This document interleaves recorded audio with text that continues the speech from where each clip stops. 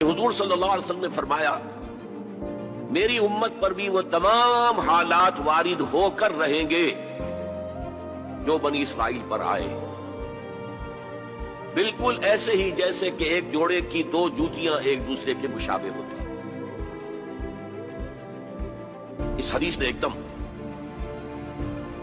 میرے لیے امت مسلمہ کے ماضی حال اور مستقبل کو سمجھنا ممکن بنا دیا، اور اس سمندر کو کوزے میں بند کرنے کا امکان مجھے نظر آیا۔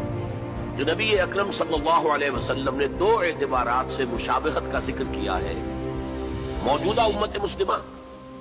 یعنی ہم امت محمد صلی اللہ علیہ وسلم، اور سابقہ امت مسلمہ یعنی بنی اسرائیل۔ آپ میں سے بہت سے حضرات کے لیے تو بنی اسرائیل کے لیے یہ اصطلاح ہی بہت عجیب سی محسوس ہو رہی ہوگی۔ سابقہ امت مسلمہ یہ اصل میں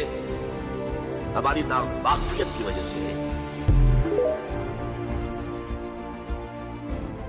کہ حضور صلی اللہ علیہ وسلم نے فرمایا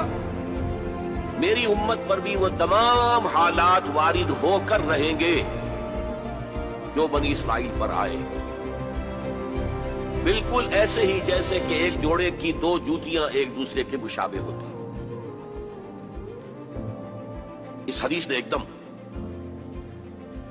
میرے لیے امت مسلمہ کے ماضی حال اور مستقبل کو سمجھنا ممکن بنا دیا، اور اس سمندر کو کوزے میں بند کرنے کا امکان مجھے نظر آیا۔ جو نبی اکرم صلی اللہ علیہ وسلم نے دو اعتبارات سے مشابہت کا ذکر کیا ہے، موجودہ امت مسلمہ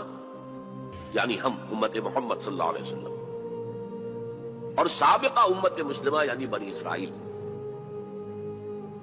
آپ میں سے بہت سے حضرات کے لیے تو بنی اسرائیل کے لیے یہ اصطلاح ہی بہت عجیب سی محسوس ہو رہی ہوگی۔ سابقہ امت مسلمہ